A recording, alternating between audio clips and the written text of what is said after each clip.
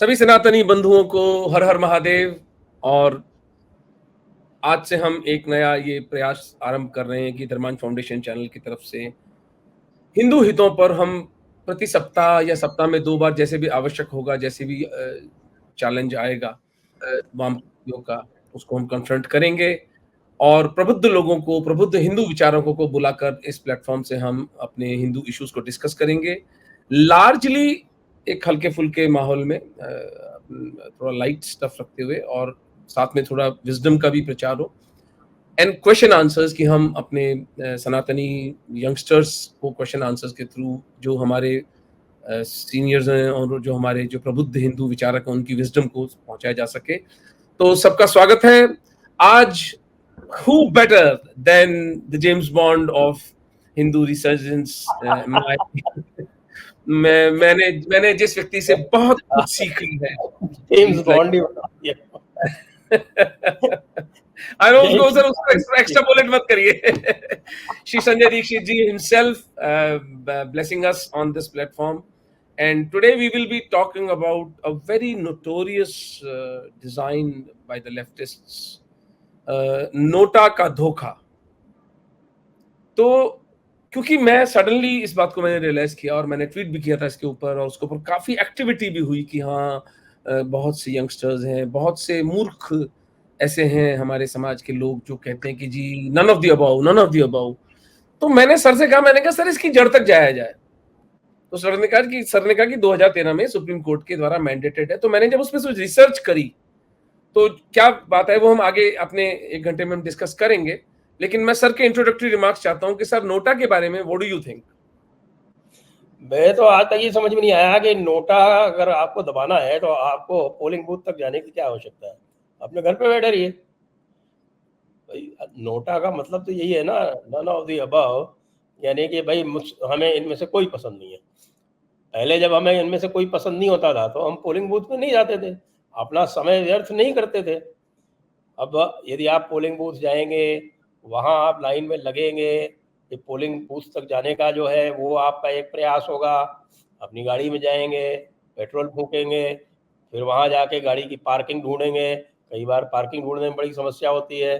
फिर ये सब करने के बाद फिर आप जाके लाइन में लगेंगे और लाइन में लगने के बाद आप वहाँ जाके नोटा दबा के चले आएंगे। तो ये कोई बुद्धिमान व्यक्ति तो करेगा नहीं। अगर उसको वोट नहीं देना है तो वो नहीं जाएगा। तो ये इसमें जड़ में जाने की आवश्यकता है कि भाई इसके पीछे थॉट प्रोसेस क्या था। नहीं, इसमें आर्गुमेंट ये है सर कि इसका आर्गुमेंट ये है कि नोटा इसलिए दबाया जाए कि इसके माध्यम से हम राजनीतिक जगत में शुचिता लाएंगे, क्योंकि सारी पार्टियां। मैं आपको बताता हूँ इसके पीछे जो ऑब्जेक्टिव था। इन लोगों ने नहीं, ये पहले इसका जवाब दीजिए सर, इस लॉजिक का जवाब दीजिए, फिर आप असलियत पे आइए। कि कोर्ट ने कहा, मैंने पढ़ रहा था सुप्रीम कोर्ट का जजमेंट, कि जब हम सारी पार्टियां अगर करप्ट या फिर कॉम्प्रोमाइज कैंडिडेट्स कर रही हैं और जो इलेक्टोरेट है ये उसके जो पावर्स है उसको बढ़ाता है कि वो कहते हैं नहीं, हम आपको फोर्स करेंगे कि आप ऐसा कैंडिडेट लाइए। इस आर्गुमेंट के खिलाफ क्या क्या क्या क्या कहेंगे आप? आज तक मैं थोड़ा सा आंकड़े डील कर लेता हूँ। पिछले चुनाव में यानी 2019 में नोटा दबाने वालों की संख्या 1.06% थी और 2014 में जब नोटा नया लागू हुआ था, मेरे विचार से सबसे पहले जनरल इलेक्शन में ही लागू हुआ था। मुझे ध्यान नहीं कि उसके पहले लागू कर पाए थे कि नहीं कर पाए थे, क्योंकि 27 सितंबर 2013 को ही ये नियम आया था। तो अब मुझे ध्यान नहीं है कि 2013 को जो इलेक्शंस हुए थे उसमें वो उसको लागू कर पाए थे या नहीं कर पाए थे, लेकिन 2014 में भी अवश्य लागू हुआ था। 2014 के लोकसभा इलेक्शन में ये लागू हुआ था और उसमें 1.1% नोटा था। तो 2019 में उससे थोड़ा सा कम हुआ, 1.06% हुआ। तो इसका तात्पर्य ये है कि जो नोटा वहां पर जाके दबाते थे उनको भी इसकी व्यर्थता जो है वो धीरे धीरे उसका पता चल रहा है। अच्छा। और यदि हम लगातार देखेंगे विधानसभा चुनावों में तो वो 1% से नीचे आता चला जा रहा है और उसका जो उपयोग होता है उसका उपयोग केवल एक नैरेटिव बिल्डिंग में होता है। मैं आपको एक उदाहरण देता हूँ। 2018 का जो चुनाव हुआ, 2018 का चुनाव राजस्थान में हुआ। राजस्थान और में, हाँ, राजस्थान छत्तीसगढ़। में 2018 का जो चुनाव हुआ, तो उसके बाद भाजपा वालों ने एक नैरेटिव चलाया कि ये हम जो हारे हैं, वो हम नोटा के कारण हारे हैं। विशेषकर मध्य प्रदेश में। तो मध्य प्रदेश में विशेषकर चलाया गया, लेकिन राजस्थान में भी चलाया गया कि साहब ये नोटा के कारण हम हारे। तो मैंने कहा यार ये नोटा के कारण हारे हैं, ऐसा तो लगता नहीं है, क्योंकि हमें सभी को पता था, आपको भी पता था, हमें भी पता था कि हाँ, वसुंधरा राजस्थान में राजे, क्यों हो रहा है हमें पता था। वसुंधरा राजे कितनी अलोकप्रिय थी। कोई भी उस नारे को भूला नहीं है। वो बड़ा एक मैं कहूँगा कि अपने किस्म का एक ही अलग नारा था, यूनिक। मोदी तुझसे बैर नहीं और रानी तेरी खैर नहीं। राजे तेरे ख्याल। तो अच्छा, ये ऐसी बात नहीं है कि शीर्ष नेतृत्व को नहीं पता था, उनको भी पता था। सब पता था। बाद में 2019 के चुनाव में ये पूर्णतया सिद्ध भी हो गया। या आप चुनाव हारे पहले यहाँ पर 2018 में, 2018 में, और 2019 में 25 की 25 सीटें जीत गए। और 6 महीने के अंदर अंदर आप 25 की 25 सीटें जीती, तो ये विवेक दिखाता है मतदाता का। तो ये मतदाता का विवेक दिखाता है। दूसरी बात, जो नैरेटिव चलाया था वो हारने वालों ने चलाया था कि भाई हम नोटा की वजह से हार गए। फिर मैंने उसका ट्विटर पर पूरा विश्लेषण करके डाला था। मैंने कहा तुम नोटा की वजह से नहीं हारे हो, एक भी सीट ऐसी नहीं है जहां नोटा की संख्या तुम्हारे हारे हुए मतों से अधिक है। तो ये सब बेकार की बात है। तो नोटा डालता कौन कौमों है के जाके? कारण हारी।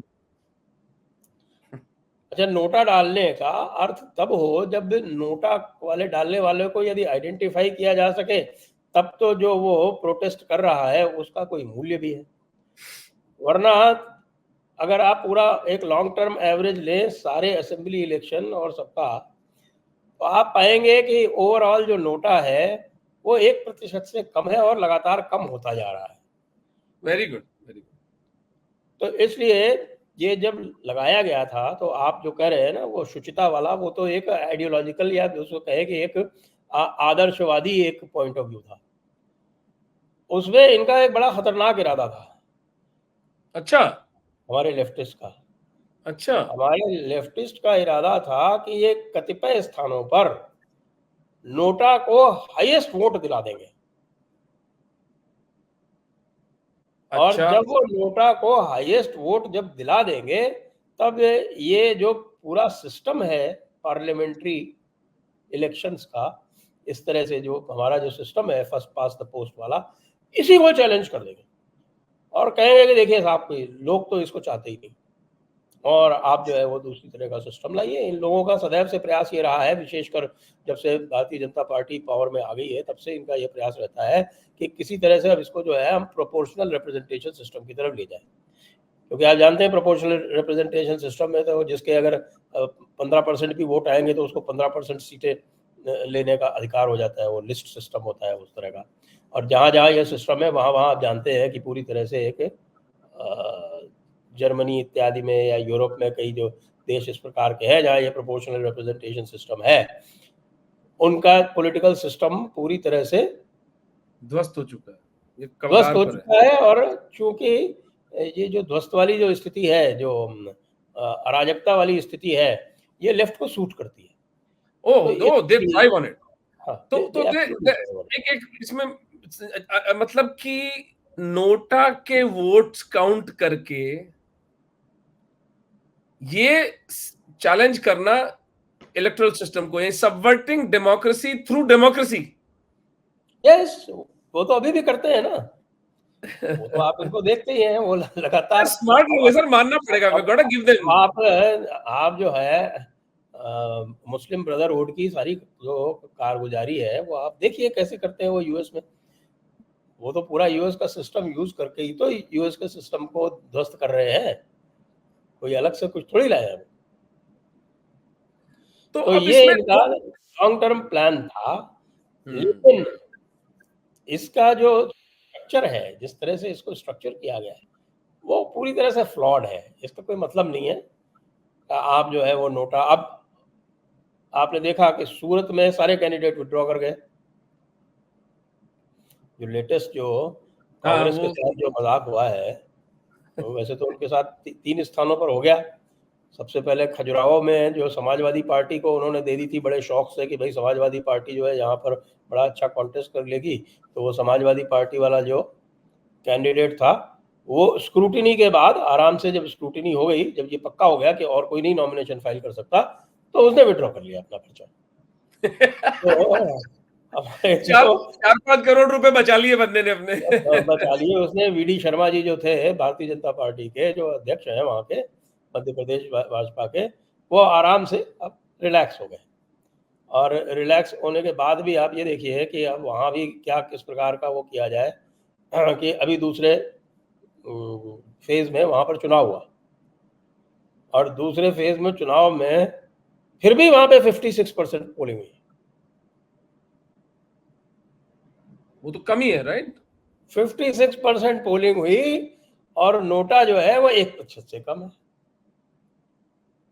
अच्छा, वहां का नोटा का बात डेटा आ ये चुका है आपके पास? इसका नोट, अरे वो तो डेटा तो सेकंड फेज का आ ही गया ना, सभी क्षेत्रों का आ गया। तो अब आप ये बताएं मुझको कि यदि नोटा वालों को या आपत्ति करने वालों को कुछ करना था, तो भाई वहां जाके नोटा दबा देते। आपका जो प्रत्याशी था वो विड्रॉ कर गया, जिसको आप चाहते थे, तो कम से कम इतना तो करते कि आप सारे लोग जो उसको वोट देने वाले थे वो वहां जाके नोटा ही दबाते। विरोध प्रकट सबको करते उसका। लोगों ने वोट दे दिया। पिछली बार 63% ने दिया था जब सामने कैंडिडेट था, और इस बार जब कैंडिडेट नहीं है, सबको पता है कि वीडी शर्मा जी एक तरफा खेल रहे हैं, दूसरा सामने कोई कैंडिडेट नहीं है, बाकी तो छोटे मोटे इंडिपेंडेंट है, उनका कोई अर्थ नहीं है, फिर भी 56% लोग वोट देने चले जाते हैं। इससे बड़ा नोटा का फेलियर क्या हो सकता है? Very very valid point. आप बता रहे अब थे यही कि चीज आप इंदौर में देखेंगे, इंदौर में यही चीज आप देखेंगे फिर, क्योंकि इंदौर में भी सारे कैंडिडेट्स ने विड्रॉ नहीं किया है, तो वो अनअपोज्ड नहीं है। तो मैं तो आह्वान करूंगा ये नोटा वीरों को और कांग्रेस वालों को, जो सारे के सारे कह रहे थे कि भाई जो है हम जीत रहे हैं यहाँ पर, आप लोग अपने वोटर्स का आह्वान करें, आह्वान करके उनको आप पूरी तरह से प्रोत्साहित करें कि वो जाएं और नोटा दबाएं और नोटा को जिताएं। कम से कम एक बार तो नोटा जिता के दिखाइए। सही बात है, सही बात है। और ये बिल्कुल उचित अवसर है। आपका कहना है कि जो आपका प्रत्याशी था वो उसको गलत तरीके से और प्रजातंत्र की हत्या करके उसको हटा दिया गया। तो प्रजातंत्र में जो जो प्रोटेस्ट का जो कायदा है, जो विरोध का कायदा है, उसको अपनाइए। नोटा इसीलिए तो उपयोग तो लाए थे। करिए।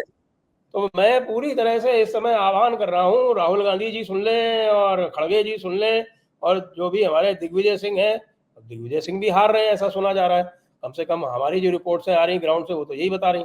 तो अब इंदौर में चूंकि उनको जीतना था, तो इंदौर में जो भी जीतने वाले वोट थे वो नोटा को डलवा दीजिए ना भाई। एक तो पुण्य कर्म कीजिए, कम से कम नोटा जो है इतने शौक से लाया गया था, इतने प्रेम से उसको चढ़ाया गया था, इतनी उसकी महान गीत गाथा गाई गई थी, तो कुछ तो करो भाई। इसी बहाने नोटा जिंदा हो जाएगा। बड़ा लंबा वरना चौड़ा कुछ प्रोजेक्ट है समय है, सर। हमारे जैसा कोई सिरफरा चला जाएगा सुप्रीम कोर्ट में, कहेंगे कि साहब कि ये नोटा अर्थहीन है, इसको हटाओ।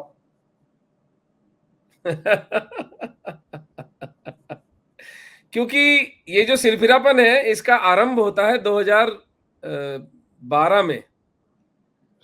मैं कुछ इसका रिसर्च कर रहा था आपके कहने के बाद में कि यार जरा इसको ढूंढो इसके। तो एक इसमें इसमें एंगल आता है एक कि इसको जो फाइल करने वाली जो संस्था थी वो थी people's union for civil liberties. वो हमारी कविता जी वाली। जी। आप जानते हैं कविता जी किस प्रकार के टॉपिक्स लेती हैं, किस प्रकार के मुद्दे उठाती मैं हैं? तो जानता हूं लेकिन थोड़ा दर्शकों को बताएं कि उनकी क्या कोर कॉम्पिटेंस क्या है उनकी। आप बताएं, आपका साहब का पड़ा होगा। मैंने तो उनको दूर दूर से ही देखा है, फोटो में। मैंने भी दूर से ही देखा है लेकिन धुर वामपंथी सोच है और पाकिस्तानी हिंदू इशू पर इन्होंने कुछ शोर मचाने की कोशिश की थी लेकिन अल्टीमेटली वो फिर सीए के उसी आर्गुमेंट की तरफ चली गई थी कि जी हाँ मुसलमानों को भी आने दिया जाए।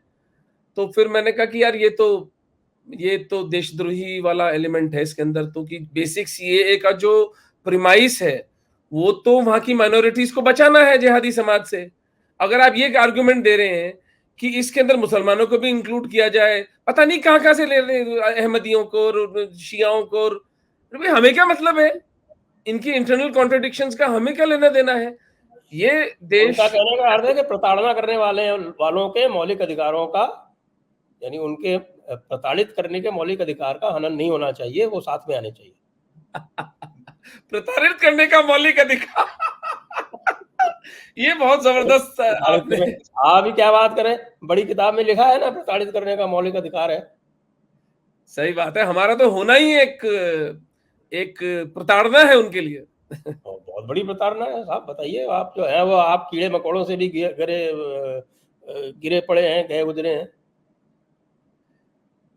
तो सर ये जो पीयूसीएल है ये एक धुर वामपंथी एनजीओ टाइप माहौल लग रहा है। कोई मिस्टर वी सुरेश हैं, कोई विनायक सेन हैं, कोई पीडियाट्रिशियन थे पहले, ये फिर इनको 2010 विनायक में सिंह तो वही है ना, वो नक्सल वाले। नक्सल जेल हो रखी है, हम्म। बाकायदा कोर्ट से जेल में, अभी बेल पर बाहर हैं। विनायक सेन, नंदिनी सुंदर, ये थे मिहिर देसाई हैं, कोई एनडी पंचोली हैं। तो मैं इसमें दो दो बातें हम करते हैं कि इन्होंने, पहली बात तो कि ये षड्यंत्र, कि इसको नोटा को एक एज एन ऑप्शन इन्होंने क्रिएट किया, इजाद किया, और फिर ये सुप्रीम कोर्ट में उसकी अप्रूवल लेने गए। तो एक तरह से जुडिशियल आउटरीच का मामला हुआ कि हम जो चीज हम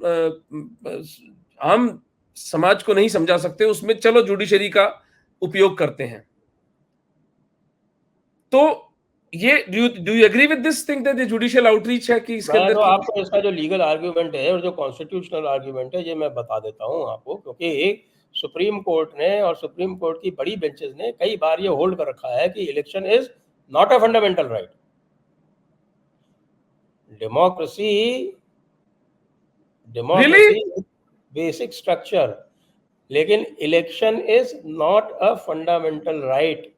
election, voting, these are all legal rights. ये आपको लॉ के जरिए पार्लियामेंट देती है, ये आपको कॉन्स्टिट्यूशन नहीं देता है। क्या कितनी तो फंडामेंटल बात है सर। ये जब बड़ी बेंचेस ने होल्ड कर रखा है, तो आपने नोटा जो है इन कॉन्ट्रवेंशन ऑफ द लॉ कैसे प्रिस्क्राइब कर दिया। अच्छा, मतलब नोटा का आपने प्रिस्क्रिप्शन इलीगल है। आपने ये, मैं तो आपको जो कॉन्स्टिट्यूशनल इन्फॉर्मिटी है वो बता रहा हूँ, क्योंकि मुझे इस समय ये ध्यान नहीं कि कौन जजेस थे जिन्होंने ये निर्णय दिया। But if election is held to be a legal right and not a fundamental right, क्योंकि आप देखते हैं कि इलेक्शन में पार्टिसिपेट करने का जो नियम बनाया गया, जैसे वो आपको फेमस किस्सा याद है ना, जब पप्पू ने अपने पैर में कुल्हाड़ी मारी थी, जब हमारे लालू जी का जो ऑर्डिनेंस उनको बचाने के लिए लाया गया था उसको फाड़ दिया था। हाँ हाँ तो ऑर्डिनेंस क्या था? वो एक लॉ ही तो प्रिस्क्राइब कर रहा था कि भाई ऐसा है कि यदि किसी को कन्विक्शन हो जाता है तो वो तो तुरंत उसको डिसेबिलिटी नहीं होगी। वो भी जो लॉ था उसको रीड डाउन किया था कोर्ट ने, सुप्रीम कोर्ट ने, तो उसको नलिफाई करने के लिए वो ऑर्डिनेंस लाया जा रहा था। ऑर्डिनेंस लाया जा रहा था, इसका शुद्ध मतलब यही है ना कि भाई ये लीगल राइट है, और लीगल राइट आप क्रिएट कर सकते हैं। कल को आप ये लीगल राइट क्रिएट कर सकते हैं या लीगल डिसेबिलिटी क्रिएट कर सकते हैं यदि आप कहें कि भाई जितने भी कन्विक्टेड लोग हैं वो वोट नहीं डालेंगे। तो इसमें कोई इन्फॉर्मिटी नहीं है। हमारे यहाँ बड़ी अजीब स्थिति है। आप देखिए कि यूएस में जो फेलनी के जो जिनको फेलनी से चार्ज किया गया है, फेलनी मतलब होता है सीरियस टाइम। Serious crimes. तीन तरह के क्राइम्स वहाँ डिवाइडेड है। फेलनी है जो जो ग्रेवेस्ट क्राइम है, और उसके बाद फेलनी के बाद नेक्स्ट मिसडिमीनर आती है, और थर्ड जो है वो इन्फ्रैक्शन होता है। तो ये तीन तरह के क्राइम्स में उनको डिवाइड कर रखा है। तो जो फेलनी से जिनको चार्ज किया जा चुका है उनके वोटिंग राइट सस्पेंड हो जाते हैं। वाओ! जो हमारे देश में नहीं है, हमारे देश में तो मुख्तार अंसारी बैठ के वोट डाल रहे थे। हाँ जी, बिल्कुल, कन्विक्टेड होने के बाद अब देखो अफ़ज़ाल अंसारी का कन्विक्टेड है, उसका सेंटेंस सस्पेंड कर दिया और धनंजय सिंह का नहीं किया।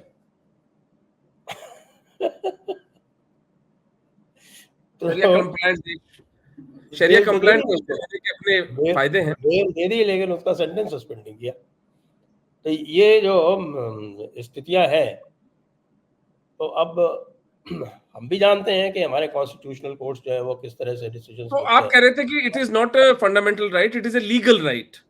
It is a legal right, तो इट अगर नोटा करना भी था, तो सरकार को ये दिलाना था तो सरकार लाती है। कॉन्स्टिट्यूशन में आपने मैंडेट कर दिया as if it was some kind of a constitutional right.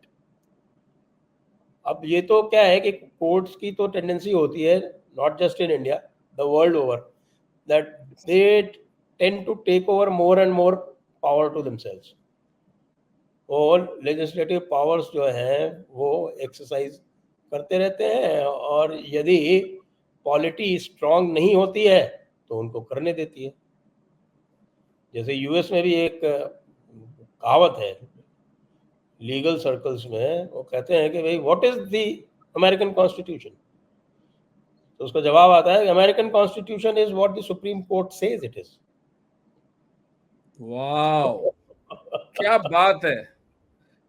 तो तो अब इंडिया अगर में उस बड़ी विचित्र स्थिति है, भारत में विचित्र स्थिति इसलिए है कि भारत जो है वो पार्लियामेंट्री डेमोक्रेसी है, और पार्लियामेंट्री डेमोक्रेसी के साथ साथ यहाँ कॉन्स्टिट्यूशन है।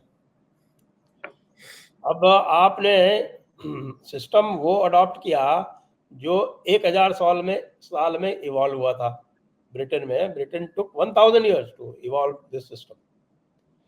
उनका पार्लियामेंट पार्लियामेंट्री सिस्टम में पार्लियामेंट सुप्रीम है।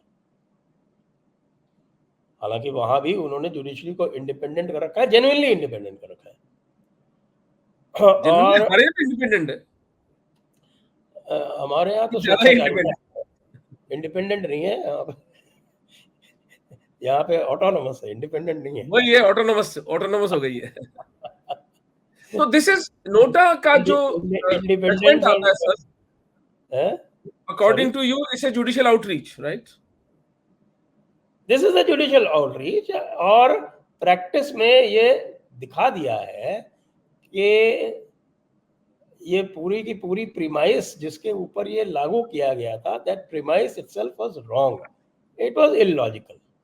कहने की बात ये this and is what illegal also now. अब अगर आप कह रहे हैं कि ये फंडामेंटल राइट ही नहीं है, तो फिर इसके ऊपर तो कोई ओपिनियन देने का मतलब ही नहीं था अब कोई। वो तो भाई देखिए, जो सुप्रीम कोर्ट ने कह दिया वो सही।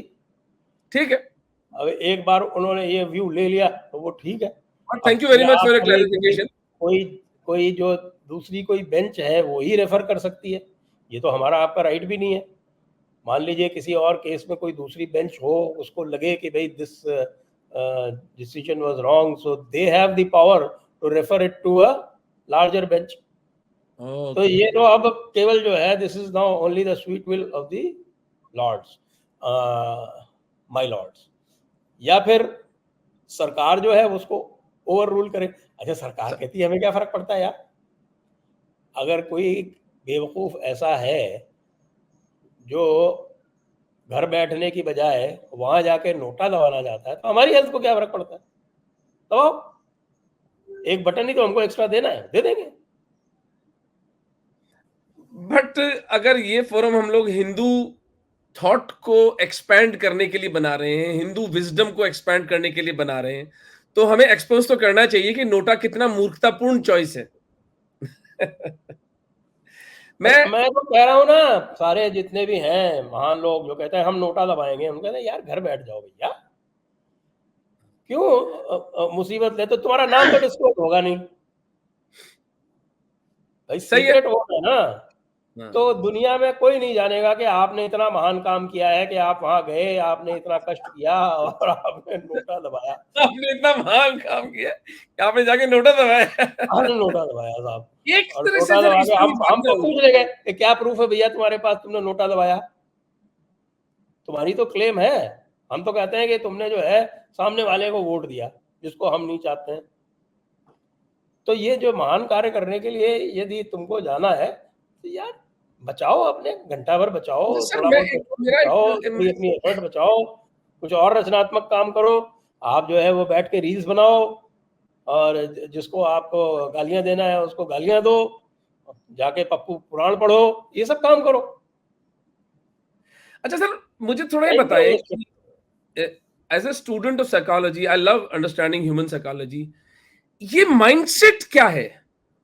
यानी किस प्रकार का व्यक्ति नोटा की तरफ आकर्षित होता है, जो इतना स्मग है, या जो इतने यूटोपियन वर्ल्ड में रहता है कि जी हम बताते हैं कि आपको कि सही तरह का पॉलिटिशियन कैसा होता है। किसी पॉलिटिकल पार्टी में इतनी विजडम नहीं है, या वो कोई भी इतने सत्यनिष्ठ नहीं है। मैं वर्ड ईमानदार यूज नहीं करता हूं, आप भी नहीं करते, मुझे पता है। सत्यनिष्ठ नहीं है ये लोग इसका बहुत कि सरल हम इन्हें बताएंगे। इसका बहुत सरल उत्तर है ओमेन जी। हाँ। मोतियों की कमी नहीं है गालिब, और एक ढूंढो और हजार मिलते हैं। किसकी? देखिए, शुद्ध शब्द नहीं उपयुक्त उपयोग में ला रहा हूँ, मैं कह रहा हूँ मोतियों की कमी। ये मैंने कहा मूर्तियां कहां से बोल रहे हैं? मोतियों की कमी नहीं है गालिब, अच्छा। ढूंढो और हजार मिलते हैं। बट ऐसे बट जो दिस है नीड्स अ बिट ऑफ हमारे अ सीरियस समाज में, इंट्रोस्पेक्शन। हमारे समाज में ऐसे जो विचित्र व्यक्तित्व है वो तो मिलते ही है ना।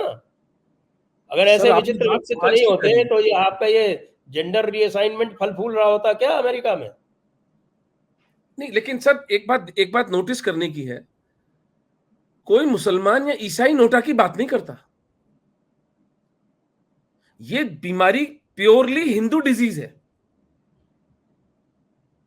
यानी या तो हम लोग पॉलिटिकली अपने आप को इतना अवेयर करते ही नहीं है, माता पिता अपने बच्चों को शिक्षित करते ही नहीं है, करते भी हैं तो वो यूटोपियन स्मगनेस, अरे ये पॉलिटिशियन सारे के सारे चोर हैं, इस तरह की गॉसिप के बेसिस पर मुझे लगता है नोटा का जन्म होता है।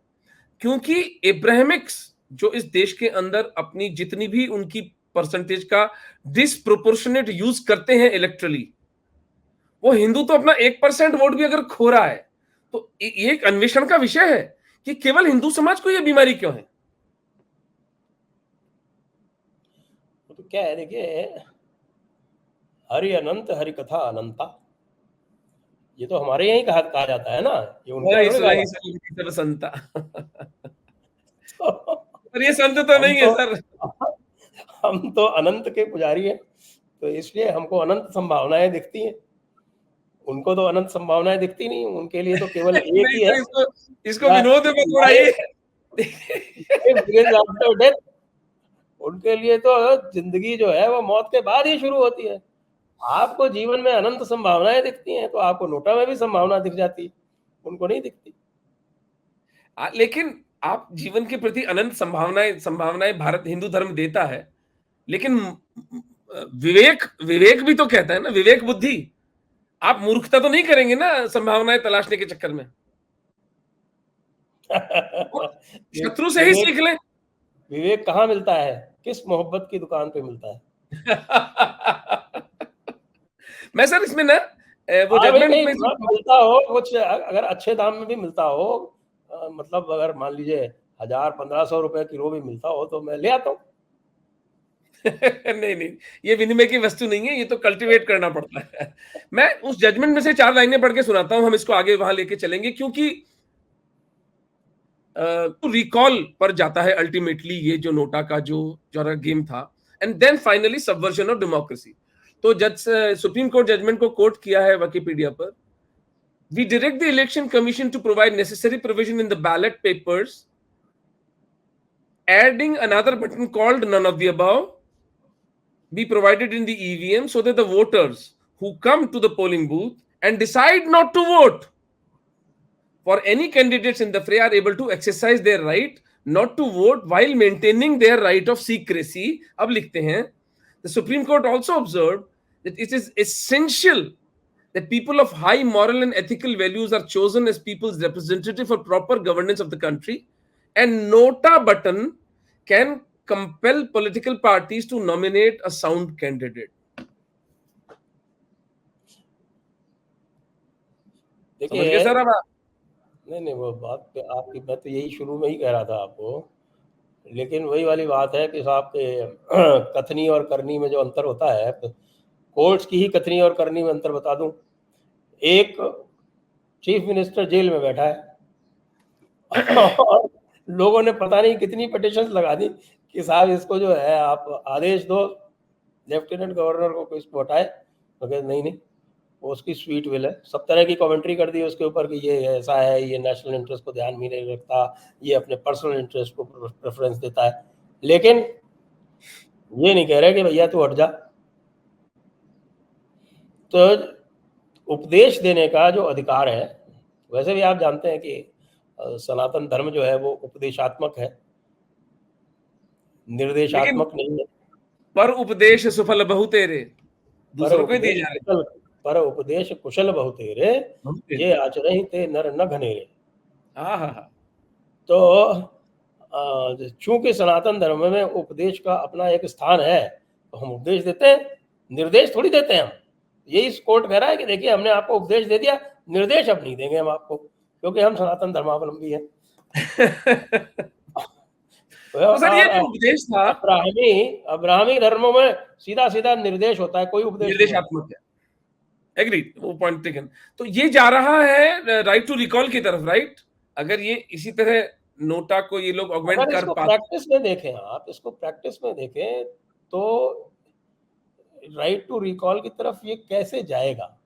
हो सकता है जज साहब जिन्होंने भी ये जजमेंट दिया हो, उनके मस्तिष्क में अवचेतन में कहीं ये बात रही हो, लेकिन जो प्रैक्टिस में हो रहा है उससे तो ये संभव दिखता नहीं। आप ये देखें कि जिस समय ये वोट दिया गया था 2013 में, 2013 के पहले आपके 2009 में जो चुनाव हुए थे, 2014 के पहले जो 2009 में चुनाव हुए थे, उसमें जहाँ तक मुझे याद पड़ता है करीब शायद उसमें 58% वोट पड़ा था। तो 42% लोग तो वैसे ही वोट नहीं दे रहे थे। तो जब 42% लोग वैसे ही वोट नहीं दे रहे हैं, तो आप अगर बिल्कुल प्रैक्टिकल कंसिडरेशन करें, तो आप ये लोगों को क्या बोल रहे हैं? यहाँ तो 42% लोग तो पहले ही नोटा दबाए पड़े हैं। वो तो नोट ही है।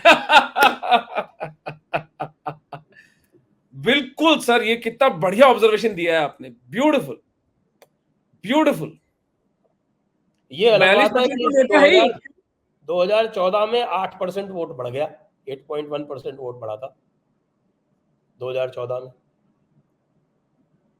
तो फिर 2019 में भी 1-1.5% बढ़ गया। इस बार शायद थोड़ा कम हो जाए, 2014 के लेवल पे आ जाए। अभी तक फर्स्ट 2 फेजेस में 3% कम है, लेकिन वो अंडरस्टैंडेबल है। देखिए वोट तभी बढ़ता है जब बहुत तगड़ा उत्साह हो और तगड़ी टक्कर हो। जब तगड़ी टक्कर होती है तो वोट बढ़ता है। बाड़मेर में तगड़ी टक्कर थी तो वहां 76% है। वहां वहां वोटर उस एक्साइटमेंट में में ही बाहर आ गया।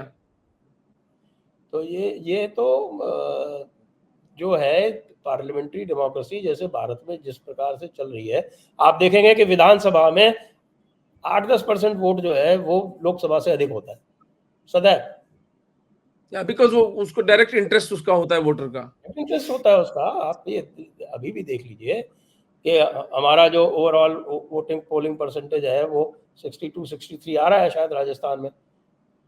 विधानसभा चुनाव अभी 4 महीने पहले हुए थे, उसमें 76% था। यही आप जाएंगे देखेंगे ना, आप जो आपके वार्ड के चुनाव होते हैं ना, उसमें इससे भी अधिक पड़ता है, पंचायत में इससे भी अधिक पड़ता है। उसमें एंगेजमेंट कैंडिडेट का जनता के साथ और वोटर के इतना साथ इतना तगड़ा ठीक है। engagement। इसी चीज को मैं दूसरा उदाहरण और दे रहा हूँ। यही आप जो है आप प्रेसिडेंशियल सिस्टम कर दीजिए कि पूरी कंट्री में 2 कैंडिडेट लड़ेंगे एक दूसरे के विरुद्ध, तो वोट परसेंट बढ़ जाएगा, कम हो जाएगा। और कम हो जाएगा, बिल्कुल कम हो क्योंकि जाएगा। एंगेजमेंट नहीं है। भाई, अब एक व्यक्ति पूरे देश में संपर्क थोड़ी कर पाएगा भाई। जब इतने एक लोगों से। पार्लियामेंट्री कंस्टिट्यूएंसी में कैंडिडेट सबसे संपर्क नहीं कर पाता है। यस, दैट इज अ मैंने लॉजिकल पॉइंट। देश की सबसे बड़ी कंस्टिट्यूएंसी में एज रिटर्निंग ऑफिसर चुनाव कराए। कहाँ, बाड़मेर में? बाड़मेर कंस्टिट्यूएंसी 1996 सर ये? में 1996 में बाड़मेर कंस्टिट्यूएंसी 69,000 स्क्वायर किलोमीटर हुआ करती थी। यद्यपि लद्दाख उससे बड़ा है थ्योरेटिकली, लेकिन वास्तव में नहीं है, क्योंकि उसका बड़ा लार्ज जो एरिया है वो ऑक्यूपाई कर रखा है पाकिस्तान ने, चाइना ने। और कच्छ भी की जो कॉन्स्टिट्यूएंसी थी, वो कच्छ जिला तो बड़ा था 45,000, लेकिन 45,000 में से आधे से ज्यादा वो तो वेस्टलैंड थी। वेस्टलैंड। तो सबसे बड़ी कॉन्स्टिट्यूएंसी, इफेक्टिवली पॉपुलेटेड कॉन्स्टिट्यूएंसी पूरे भारत में बाड़मेर थी। तब तो 69,000 स्क्वायर किलोमीटर थी, आज शायद वो 50-52 हजार रह गई है। उस 69,000 स्क्वायर किलोमीटर वाली कॉन्स्टिट्यूएंसी में, या जो आज 52,000 स्क्वायर किलोमीटर की कॉन्स्टिट्यूएंसी है, उसमें आपको इस वर्ष भी सबसे अधिक पोलिंग हुई है। वहां भैया लोग जो हैं वो पता नहीं क्या क्या साधन लगाते हैं वोटर को बूथ तक लाने के लिए। 10-10 किलोमीटर पे बूथ होते हैं। और वो कॉन्फ्लिक्ट भी थोड़ा, वहां का जो इलेक्टोरल कॉन्फ्लिक्ट है वो भी उसके बहुत बाद एनलाइवन भी शिव कॉन्स्टिट्यूएंसी जो है, जो सबसे रिमोट है पूरे राजस्थान में, शिव, जैसलमेर शायद उससे थोड़ी ज्यादा रिमोट हो, तो शिव कॉन्स्टिट्यूएंसी में पिछले कम से कम 20 साल से मैं देख रहा हूं, विधानसभा में 80% से अधिक वोट पड़ते हैं। वहां लोग नोटा नहीं डाल रहे, वहां लोग नोटा नहीं डाल रहे, दिल्ली में नोटा डाल रहे। क्या बताएं सर, जितनी एंग्लिसाइज्ड सोसाइटी होती जाती है उतना आईक्यू ही कम होता जाता है। कितना विडंबना है, कैसी भयानक विडंबना है। शिक्षा क्या क्या करें। तो सर एक बात बताइए, जो राइट टू रिकॉल मान लीजिए अगर आता, तो that was would be the tool for subversion of democracy. Right to recall के भी तो रूल बनाने पड़ेंगे ना। राइट टू रिकॉल ये होगा कि भाई आपको अगर राइट टू रिकॉल करना है तो वो किस हिसाब से करेंगे, कि क्या majority of the polling public जो है वो रिकॉल करेगी, यस नो होगा, क्या होगा। वो राइट टू रिकॉल जो है वो तो ultimately it is a legal construct, as I said, election is a legal right. तो राइट टू रिकॉल भी पार्लियामेंट बनाएगी तो बनाएगी, वरना तो क्या यूके में है क्या राइट टू रिकॉल? वो विश्व में कहीं है क्या, मैं पूछ रहा था, चाहता था मैं जानना चाहता था। I am not sure, I am not sure. I think some places ये छोटे छोटे हैं ना, ये स्विट्जरलैंड टाइप के। सर थोड़ा ब्रॉडन करते हैं डिबेट को, कि आई मीन कंक्लूजन की तरफ भी चलते हैं। सबवर्ट करना डेमोक्रेसी को लेफ्टिस्ट का एक क्लियर कट एजेंडा है। तो एंड गेम क्या है, यानी अगर देश रहेगा तो ही तो लेफ्ट रहेगा ना। ये देश को क्या टुकड़े करना चाहते हैं, ये देश को, ये जो, जैसे मैं कई बार एक संज्ञान देता हूं, बैक्टीरिया होता है ना, बैक्टीरिया ह्यूमन बॉडी को इन्फेक्ट करता है। इन्फेक्ट करके अगर उसके डिफेंसेस को ओवरवेलम कर ले तो बंदा आईसीयू में पहुंच जाता है। आईसीयू में भी एंटीबायोटिक्स दुनिया भर की लगाए और उसके बाद भी मल्टीपल ऑर्गन फेलियर होकर व्यक्ति मर जाता है। तो वो बैक्टीरिया तो जिंदा नहीं रहता ना। ह्यूमन बॉडी की डेथ के साथ वो बैक्टीरिया भी मर जाता है। और अपने भारत हिंदू धर्म में तो अपन चूंकि शरीर का दाह संस्कार कर देते हैं, वो बैक्टीरिया की रही सही चांसेस भी खत्म, उसको जला ही डालते हैं अपन तो। लेकिन बैक्टीरिया में अगर इतना विवेक होता कि इस बॉडी को मारने से मैं भी मारा जाऊंगा, तो वो बैक्टीरिया थोड़ी होता। तो ये जो लेफ्टिस्ट हैं, ये इनको मैं बैक्टीरिया की तरह मानता हूं कि ये भारत देश को खत्म करना चाहते हैं, तो ये थोड़ी जीवित रहेंगे देश को खत्म करके। यानी इनका एंड गेम क्या है सर? ये तो भाई देखिए, आपको वो जो एक वो कौन था, वो सोवियत वाला जो था ना, जिसने ये दिया था, बेज़मेनोव। तो यूरी बेज़मेनोव ने ये थ्योरी दी है कि भाई जो कम्युनिस्ट हैं वो कैसे ऑपरेट करते हैं। और ये थ्योरी जो है, ये आप देखेंगे तो मुस्लिम ब्रदरहुड ने अमेरिका में बहुत अच्छी तरह से अपनाई है, उसके इफेक्ट्स आपको दिख रहे हैं। इनका पहला स्टेप क्या है? डिमोरलाइजेशन। फिर जब आपको वो डिमोरलाइज कर लेंगे, आपको कन्विंस कर देंगे कि आप बड़े बेकार लोग हो, तो उसके बाद फिर वो destabilisation, second step is destabilisation. और यदि आपने पिछले पूरे 5 वर्ष देखा हो भारत में, तो लगातार डिस्टेबलाइजेशन के प्रयास हुए हैं, सफल नहीं हुए। उसके लिए आपको नेतृत्व को धन्यवाद देना चाहिए, क्योंकि उन्होंने साम दाम दंड भेद, पीछे हट के, आगे जाके, कुछ भी करके, चाहे रिट्रीट भी करना पड़े, कुछ भी कर किया चीजों उन्होंने, को तो बैलेंस में उसको संतुलन में बना रखा। उसको सफल नहीं होने दिया। तो पहला स्टेप है डिमोरलाइजेशन, दूसरा स्टेप है डिस्टेबलाइजेशन। अच्छा, ये क्या आर्ट, क्योंकि ये सोवियत यूनियन ने परफेक्ट की थी और यूरी बेज़मेनोव को यहाँ पर प्लेस किया था भारत में। हाँ, मुझे पता है। अभी फ्रीज हो आपकी गया। आवाज कट गई। हाँ, क्या बोले आप? मुझे पता है कि भारत में इनको प्लेस किया था और सारा का सारा भारत एक ने इनको नेटवर्क प्लेस किया था, बाद में ये डिफेक्ट कर गए थे और यूएस में जाके इन्होंने ये सारी यूएस में बातें जाकर बताई पूरा थी, पूरा इनके ये ऊपर सारी एक थी। डॉक्यूमेंट्री बनी है बहुत बड़ी कुछ। और वो पूरी जो डायरी थी उसकी, बाद में उसको सोवियत यूनियन ने मार भी दिया था, उसको छोड़ा नहीं था। तो demoralisation, second step is destabilisation. Destabilisation के बाद थर्ड स्टेप इज क्राइसिस। और क्राइसिस इसलिए क्रिएट किया जाती है कि क्राइसिस करके आप टेक ओवर कर लो, और टेक ओवर करने के बाद में the fourth step is normalisation, in the sense कि जो भी टूल आपने यूज किए हैं डेमोक्रेटिक, उनको सबको खत्म कर दो और जो उनका टेक ओवर है उसको नॉर्मलाइज कर दो। यदि आप देखेंगे तो आप जरा 1917 वाली सोवियत क्रांति की स्टडी कर लीजिए।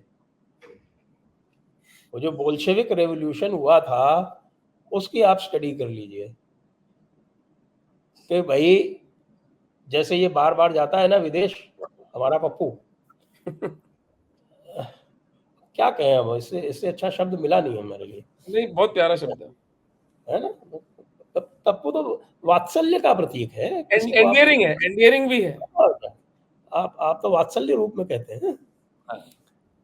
तो हमारा जो क्या था वो, सॉरी, ये बाहर जाता रहता है।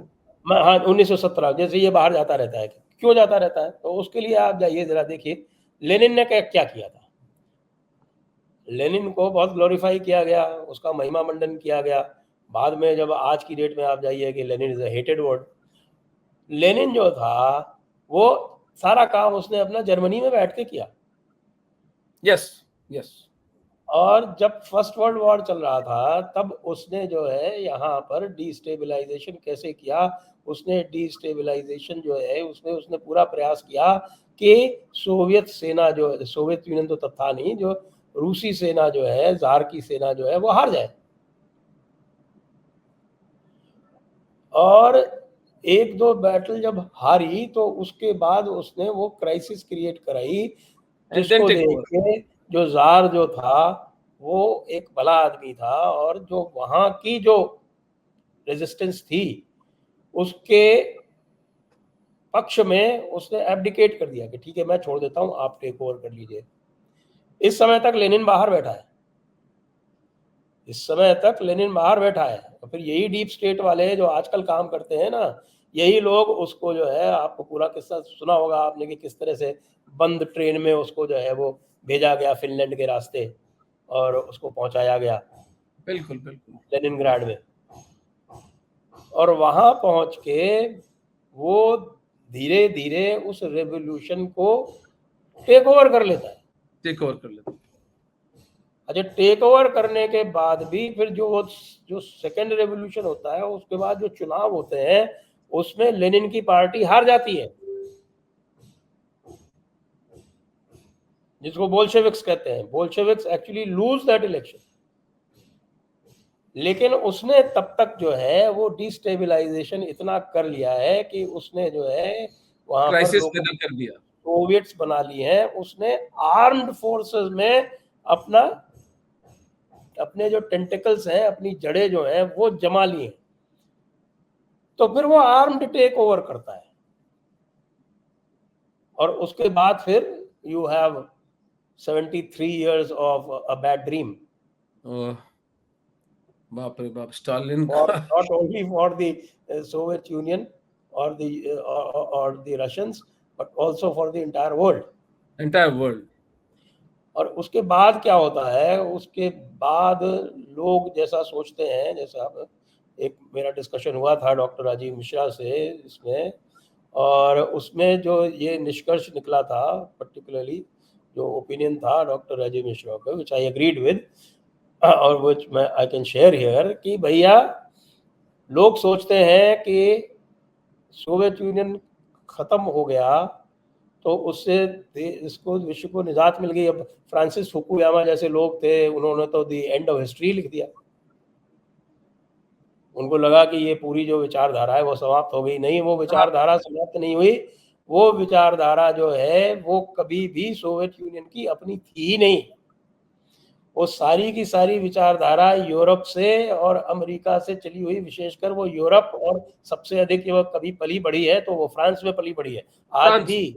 आज भी ये जो सारा यूरोप में अमेरिका में हो रहा है, उसका जो नर्सिंग ग्राउंड, उसका जो नर्चरिंग ग्राउंड जो है, वो सारा अभी भी फ्रांस में बैठा हुआ है। या आपके क्रिस्टोफ जेफरलॉन जैसे लोग जो हैं, ये हाँ, इसको खाद पानी देते हैं, इसी विचारधारा को वहीं सीड करते हैं और वहीं पालते बढ़ाते हैं और उसको एक्सपोर्ट कर देते हैं यूएस में। भारत में भी एक्सपोर्ट करने की कोशिश करते हैं, लेकिन भारत में चूंकि हम अनंत ज्ञान वाले लोग हैं, या हम अनंत संभावना अनंत वाले लोग हैं, संभावना वाले। इसलिए हम उनकी तरफ ध्यान नहीं देते। लेकिन जो बाइनरी वाले लोग हैं, बाइनरी लॉजिक वाले लोग हैं, वो उसमें ट्रैप हो जाते हैं। इन्होंने एक देश छोड़ दिया, लेकिन यूएस के कैंपसेस को टेक ओवर कर लिया।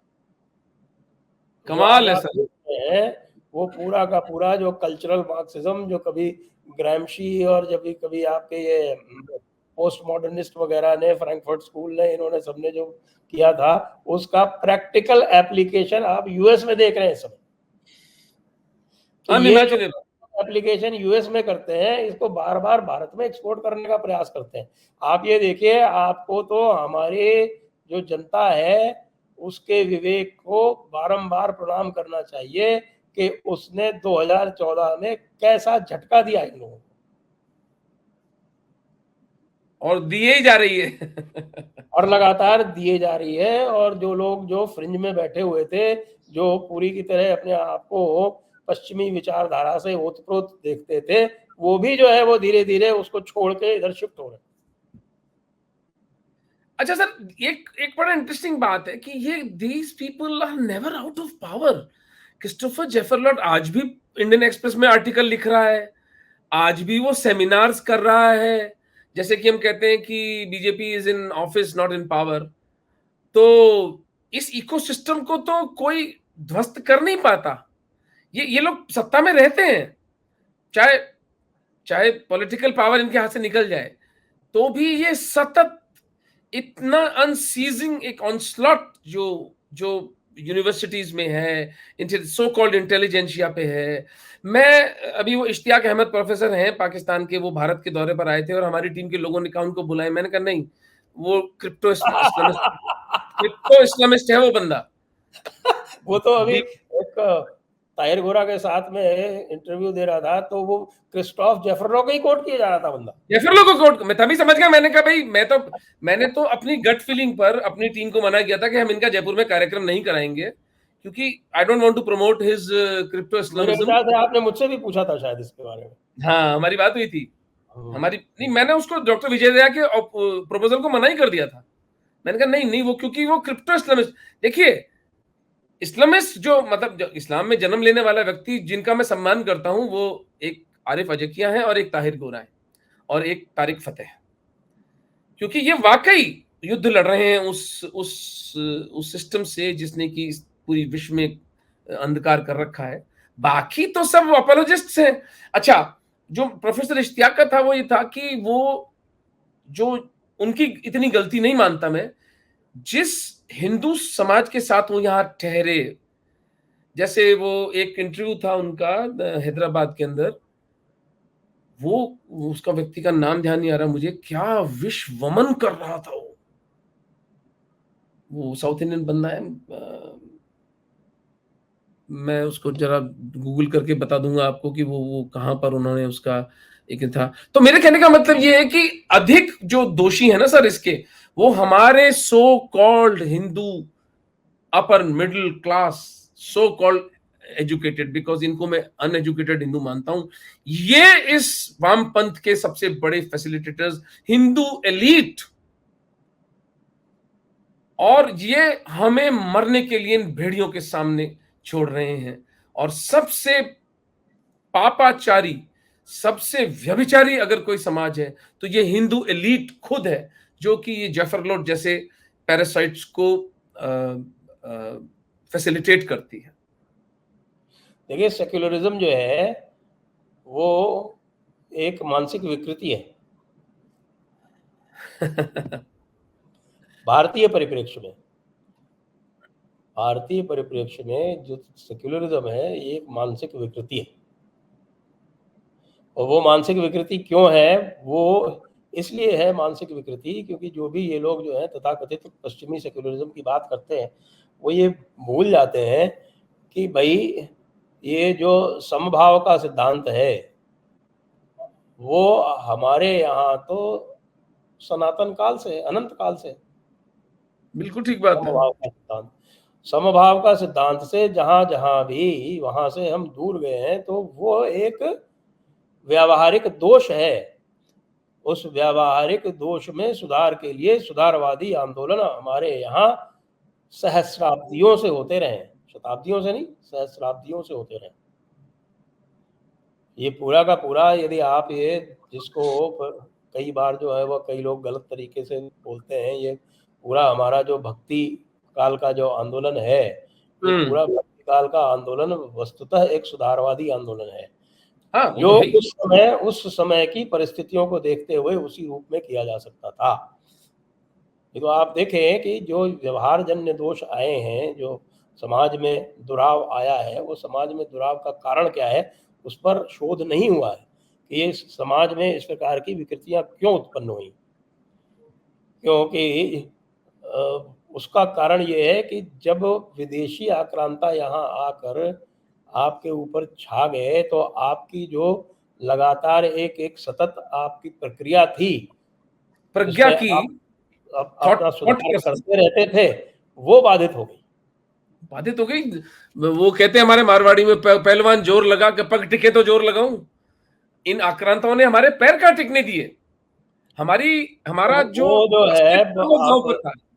आप देखेंगे कि ये जो प्रक्रिया जो बाधित हुई, नहीं तो आप अगर मेगास्थनीज की इंडिका पढ़ें तो वो जो यहाँ आता है तो वो तो जो 7 प्रकार के जो वर्ग बताता है उसमें वो कहीं नहीं बताता कि कौन श्रेष्ठ है और कौन। हाँ, वो ब्राह्मणों की बात करता है तो वो ब्राह्मण जो है वो केवल और केवल जो यदि उनको ज्ञान के लिए दिया गया है, देखिए जिसको हम बोलते हैं ना सेपरेशन, सेपरेशन ज्ञानोपार्जन। Of separation of state and church की बात कर रहे हैं। आप चाणक्य नीति पढ़ लीजिए, आप पूरा जो है हमारा सारे सिद्धांत पढ़ लीजिए, वहां तो आप राज्य और वाणिज्य का भी सेपरेशन है। और जो आपका जो राज्य का और जो ज्ञान का है सत्ता, हाँ। उसका भी सेपरेशन है। सत्ता और ज्ञान का वेब सेपरेशन है। तो वो तीनों प्रकार से सेपरेशन है कि ज्ञान अपने ऑर्बिट में ऑपरेट करेगा, राज्य अपने ऑर्बिट में ऑपरेट करेगा और और वाणिज्य अपने ऑर्बिट में ऑपरेट करेगा। राजा जो है वो व्यापार नहीं कर सकता। ये हमारे यहाँ की एक सनातन प्रक्रिया और एक सनातन सिद्धांत है। एंशिएंट विजडम है हमारी। जी, राजा गुरु नहीं हो सकता। ये भी हमारे यहाँ की एक सनातन परंपरा और एक सनातन विवेक है। तो ये किस सेक्युलरिज्म की बात करते हैं? हमारे यहाँ तो ये बिल्कुल सदैव से स्पष्ट रहा है।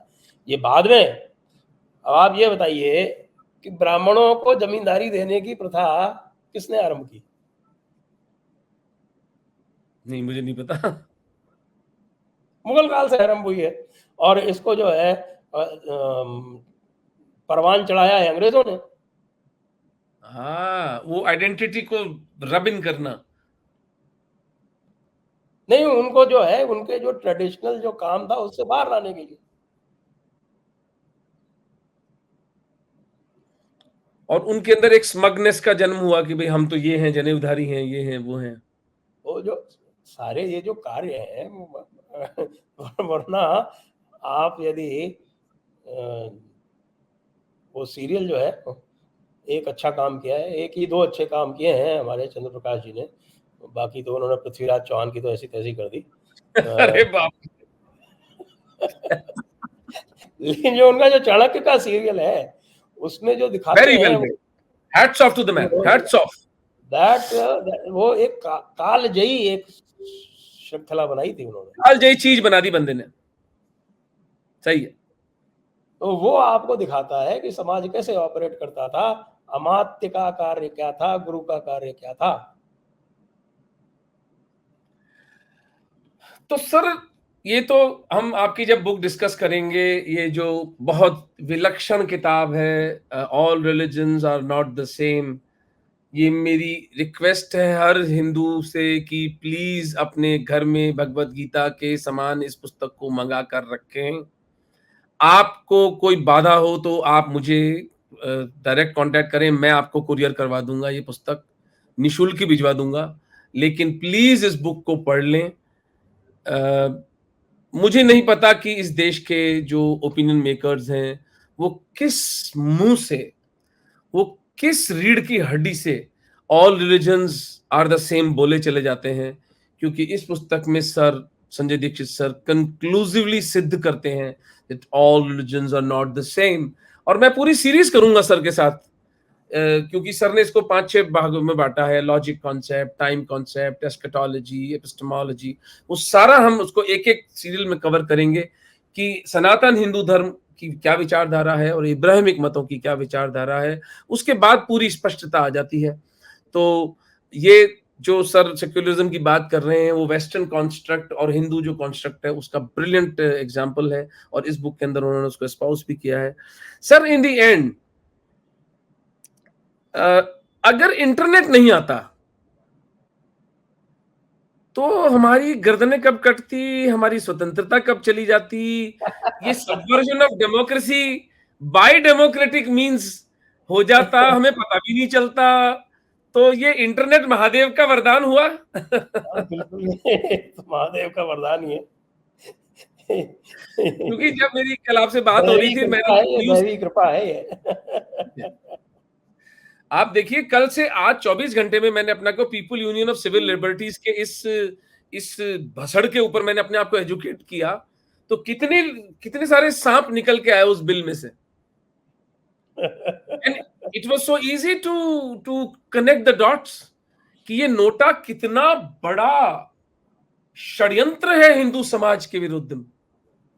और न हमारे ओपिनियन मेकर्स बोल रहे हैं, न हमारे धर्माचार्य बोल रहे हैं, न मठाधीश बोल रहे हैं, न हिस्ट्री प्रोफेसर्स बोल रहे हैं, न हमारा जो रिच, जो धनाढ्य हिंदू वर्ग है वो बोल रहा है। NOTA is pure poison for Hindus. आपसे मैं चाहूंगा सर कि एक अपील करके आप हिंदू समाज को बताएं और कहें कि नोटा किस तरह हिंदू समाज के लिए, हम पूरा 1 घंटे डिस्कशन कर तो चुके मैं हैं। तो सीधी-सी बात कहूँगा भैया, अगर तुमको नोटा दबाना है, तो कष्ट मत मत करो, घर जाओ, बैठो। बट क्योंकि चूजिंग द लेसर इससे इविल। कोई इस इट मेक्स नो स्टेटमेंट। इससे आपका कोई ना तो कोई पर्सनल स्टेटमेंट होता है, ना कोई कलेक्टिव स्टेटमेंट होता है। It makes no difference. आज तक एक भी कंस्टिट्यूएंसी में कहीं भी नोटा जो है, इतना नहीं पड़ा कि जिससे किसी को किसी की सेहत पे कोई असर पड़े। चलिए सर, बहुत आनंददायक और बहुत ज्ञानवर्धक रही आज की चर्चा आपके साथ में। अब 1 सप्ताह 2 सप्ताह में मैं आपको फिर कष्ट दूंगा। हमें ये पुस्तक पूरी थ्रेड बेयर, एक एक पेज इसका डिस्कस करना है। Been very kind, thank you so much. सभी मित्रों को, सभी धन्यवाद आपको, सनातनी, सभी दर्शकों को। थैंक यू सर, सभी सनातनी बंधुओं को हर हर महादेव। अपने मत का प्रयोग करें, हाँ, नरेंद्र मोदी जी को जिताएं, क्योंकि अगर आप उनको जिताएँगे तभी सत्य सनातन हिंदू संस्कृति जीवित रह सकती है, वरना धर्म के शत्रुओं ने तो खुला बिगुल बजा दिया है। अगले सप्ताह फिर मिलेंगे, तब तक के लिए हर हर महादेव, अपना खूब ध्यान रखें। थैंक यू सर, जय श्री कृष्णा। जय श्री कृष्ण, जय श्री राम, हर हर महादेव।